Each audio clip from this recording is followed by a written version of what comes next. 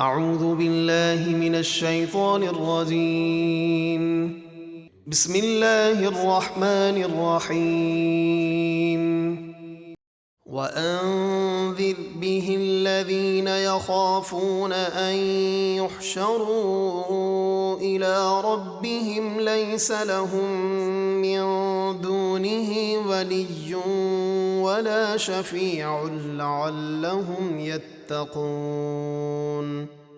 اور اے محبوب، اس قرآن کے ذریعے ان لوگوں کو ڈر سنائیں جو اس بات کا خوف رکھتے ہیں کہ اپنے رب کی طرف یوں اٹھائے جائیں گے کہ اللہ کے سوا نہ ان کا کوئی حمایتی ہوگا اور نہ اس کی اجازت کے بغیر کوئی سفارش کرنے والا۔ آپ انہیں ڈرائیے تاکہ وہ پرہیزگار ہو جائیں۔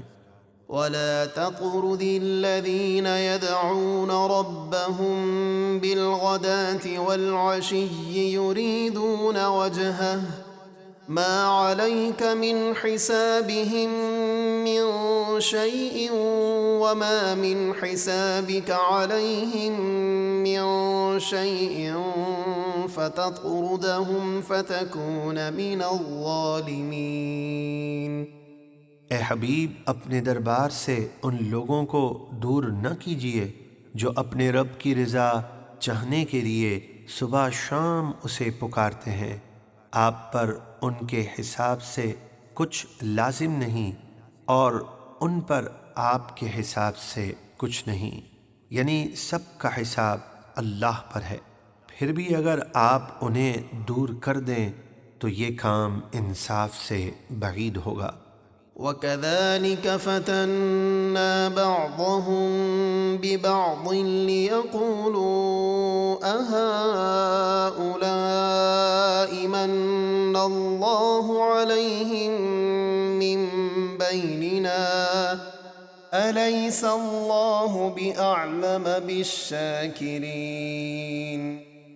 اور اسی طرح ہم نے ان کو ایک دوسرے کے لیے آزمائش بنا دیا، یعنی کفار قریش کو فقیر مسلمانوں کی وجہ سے آزمائش میں ڈالا تاکہ مالدار کافر فقیر مسلمانوں کو دیکھ کر کہیں کیا ہم میں سے یہی وہ لوگ ہیں جن پر اللہ نے احسان کیا، یعنی ایمان عطا کیا۔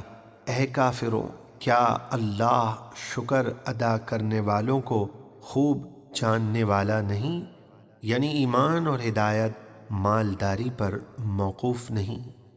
وَإِذَا جَاءَكَ الَّذِينَ يُؤْمِنُونَ بِآيَاتِنَا فَقُلْ سَلَامٌ عَلَيْكُمْ كَتَبَ رَبُّكُمْ عَلَى نَفْسِهِ الرَّحْمَةَ أَنَّهُ مَنْ عَمِلَ مِنكُمْ سُوءًا بِجَهَالَةٍ ثُمَّ تَابَ مِن بَعْدِهِ وَأَصْلَحَ فَأَنَّهُ غَفُورٌ رَّحِيمٌ۔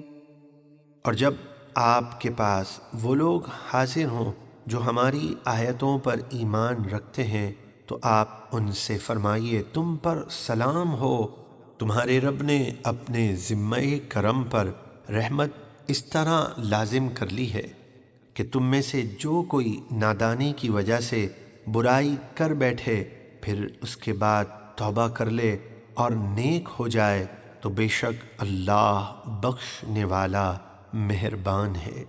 وَكَذَلِكَ نُفَصِّلُ الْآيَاتِ وَلِتَسْتَبِينَ سَبِيلُ الْمُجْرِمِينَ۔